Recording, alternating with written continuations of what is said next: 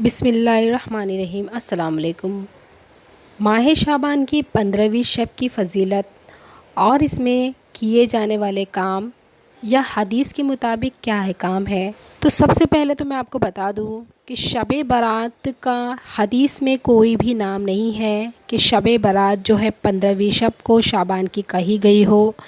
اسے حدیث پاک میں ماہ شعبان کی 15ویں شب کو 15ویں شب ہی کہا گیا ہے، اور اس شب کی فضیلت یہ ہے کہ اس میں جو ہمارے اعمال ہیں وہ اٹھائے جاتے ہیں۔ ارشاد فرمایا رسول اللہ صلی اللہ علیہ وسلم نے کہ اے عائشہ، تم جانتی ہو اس رات میں کیا ہوتا ہے؟ عرض کیا یا رسول اللہ بتلائیے، اس میں کیا ہوتا ہے؟ آپ صلی اللہ علیہ وسلم نے فرمایا اس رات میں یہ ہوتا ہے کہ آدم علیہ السلام کی اولاد میں سے جو شخص اس سال پیدا ہوگا اور جو اس سال میں مرے گا، اس کا مرنا اور پیدا ہونا لکھا جاتا ہے، اور جو فرشتے ان کاموں پر مقرر ہیں ان کو اطلاع دی جاتی ہے، اور جتنا جتنا رزق مخلوق کو اس برس ملے گا سب لکھا جاتا ہے۔ اور اس 15ویں رات اللہ تعالیٰ اور ارشاد فرماتے ہیں کہ کوئی نیک بندہ ایسا ہے جو ہم سے بخشش مانگے تو ہم اس کو بخشش دیں گے، کوئی رزق مانگے تو ہم اسے رزق دیں گے، اور کوئی مصیبت کا مارا دعا کرے تو اس کی مصیبت دور کریں گے۔ اچھا، اب تو یہ ہوئی کہ 15 شعبان کی جو فضیلتیں ہیں وہ میں نے آپ کو بیان کی۔ اس کے بعد میں روزوں میں بھی بہت سارے اختلافات ہیں کہ 2 روزے رکھنے، 3 روزے رکھنے، 4 روزے رکھنے ہیں۔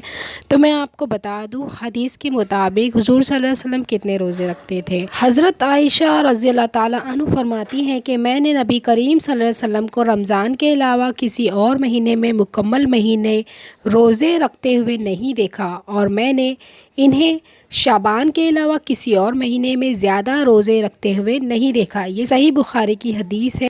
تو اس حدیث سے ہمیں یہ سمجھ آتا ہے کہ حضور پاک صلی اللہ علیہ وسلم شعبان کے مہینے میں روزے رکھنے کی کثرت کرتے تھے، نہ کہ ہم جو گنتی سے روزے رکھتے ہیں وہ۔ اگر آپ کو عبادت کرنی ہے تو عبادت میں کوئی گنتی نہیں ہوتی، آپ جتنی عبادت کریں گے آپ کو اتنا ہی ثواب ملے گا۔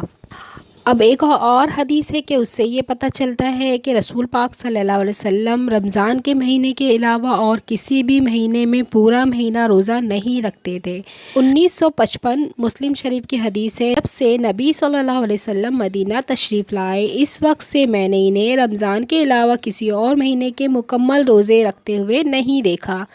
رمضان کا مہینہ تو ہم پہ فرض ہے تو ہمیں اس کے پورے مکمل روزے رکھنے ہیں۔ اس کے علاوہ جو ہم نفلی روزے رکھتے ہیں تو وہ ہم پہ ہے کہ ہم کتنے روزے رکھ سکتے ہیں، ہماری طاقت اور ہماری قوت کے اعتبار سے۔ تو اس حدیث سے یہ پتہ چلتا ہے کہ رسول پاک صلی اللہ علیہ وسلم رمضان کے پورے مہینے رکھتے تھے، اس کے علاوہ اور سارے مہینوں میں جو نفلی روزے ہوتے تھے اس میں کثرت کرتے تھے، یعنی زیادہ سے زیادہ رکھتے تھے، نہ کہ پورے مہینے روزے رکھتے تھے۔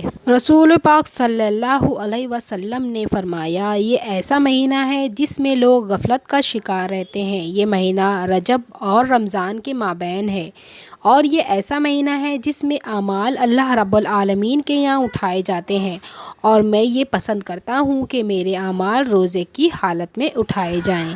ہم نے اب شعبان کی 15ویں شب کی فضیلت دیکھ لی، اس میں کیا ہوتا ہے، اور ہم نے اس میں روزے کتنے رکھنے ہیں، کیسے رکھنے ہیں، یہ بھی حدیث کی روشنی میں دیکھ لیا۔ اب اس میں آتا ہے کہ اس میں عبادات جو ہے وہ ہمیں کیسی کرنی چاہیے۔ اب میں آپ کو بتا دوں بہت سے لوگ پرچے بانٹتے ہیں کہ 2 نفل یہ پڑھو، یہ پڑھو، یہ پڑھو۔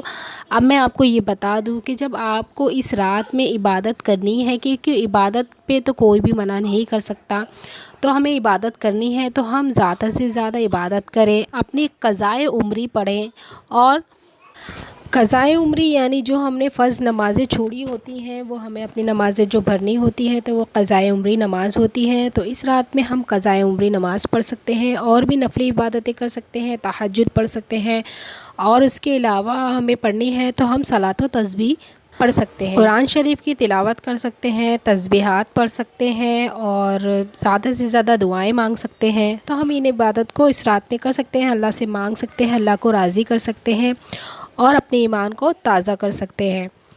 تو امید ہے آپ کو اس ویڈیو میں شعبان کی فضیلت اور ہمیں کس طرح سے عبادت کرنی ہے یہ سمجھ آ گیا ہوگا۔ اگر اس میں نے کہنے میں کچھ غلطی کر دی ہوگی تو مجھے اس کے لیے معاف کر دینا، اور کامنٹ کر کے میری اصلاح ضرور کیجیے گا۔